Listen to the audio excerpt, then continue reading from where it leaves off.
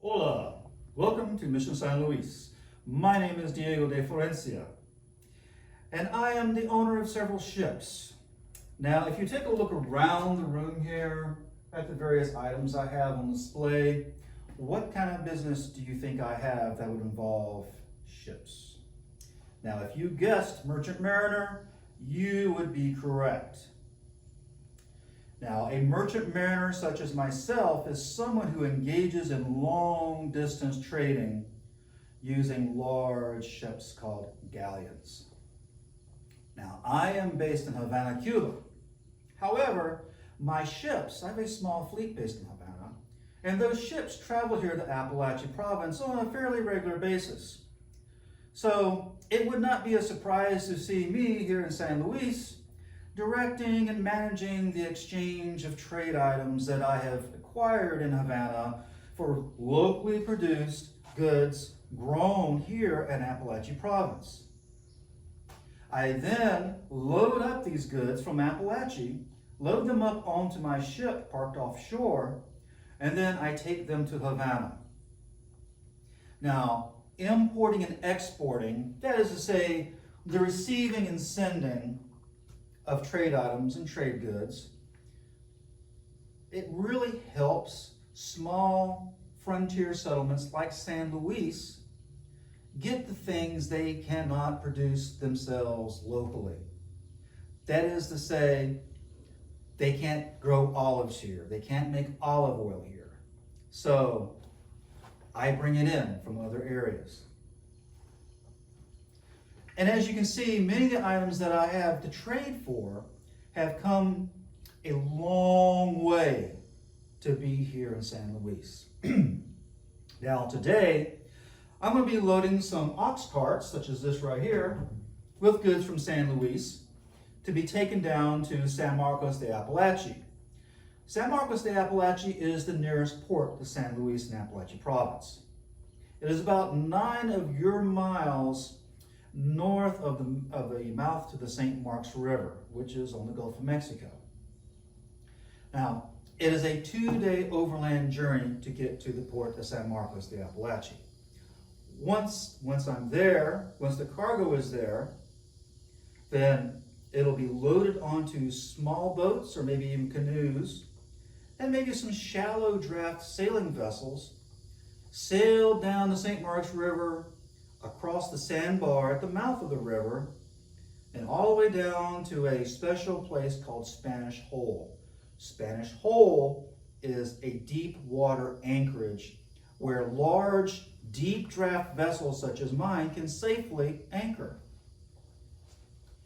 The smaller vessels and the boats and the canoes will then pull up alongside my ship, and then this cargo will be offloaded and placed on board. This cargo will be placed in holds. Now, a hold is essentially a storage room below decks. So, my ship is very large. It is so large, in fact, that it takes about 50 crewmen to man her and make her go across the waters.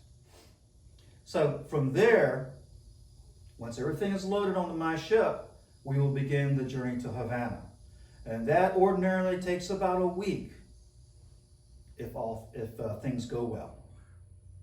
Now, our cargo today consists of, deer skins, cow hides, beef, pork, pig fat, ham, and chickens. Again, these are things that are grown or produced here in Apalachee province. This is an area, as you know, that is rich in agriculture and livestock. Now, I am receiving this cargo in exchange for items, trade goods that I brought here to San Luis from Havana. Now, it is my business as a merchant mariner to collect trade goods such as cloth and jewelry and spices, glazed pottery, even vino, and other valuable items from all over the Spanish New World. This vast region includes parts of the Caribbean, South America, Mexico, Central America, and even the Philippines. We even are able to get goods from as far away as China and India. That's quite a vast area.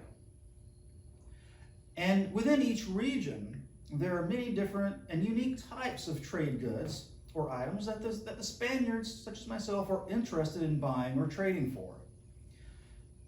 Fleets of heavy Spanish galleons, such as mine, and other vessels, travel along many different trade routes throughout the Pacific, the Atlantic, and the Gulf of Mexico. Some ships carry just trade goods, but others are full of treasure, gold and silver from the mines in the New World that are bound for Spain. So then, I am basically one of many merchants trying to earn a living and keep the Spanish Empire going. So, what important goods am I receiving from San Luis and Apalachee Province that I can use to trade in other areas, other locations? Well, let's find out. You see, every item in a shipment has to be listed on what we call a manifest. That's how merchants keep record of the amounts and the types of each item that they are transporting and trading. For example, here is a list of goods that sailed from Apalachee down to Havana around 1685. There were 100 chickens, 110 hams, 35 jugs of lard, 300 deer skins, 2,464 pounds of corn, and 1,410 pounds of pine tar. Sometimes salted beef packed in barrels such as these is shipped to Havana too. Some of the food is used to feed hungry sailors. As you know, fresh food is very important to a sailor's diet. They don't often get enough of it, which means they can get sick while on long sea voyages. If they get sick, that's really bad. But you know what? I think many merchants in San Luis prefer shipping their beef products to Cuba simply because the prices they get may be a lot better there than they can get in St. Augustine. And that's good for the merchants like myself. Now, the goods that are imported into San Luis, basically they're put on display and traded at the Central Plaza during market days. During market days, the people of San Luis and some of the outlying communities gather together with everything that they have to barter and sell and trade, and they come together to buy things they need.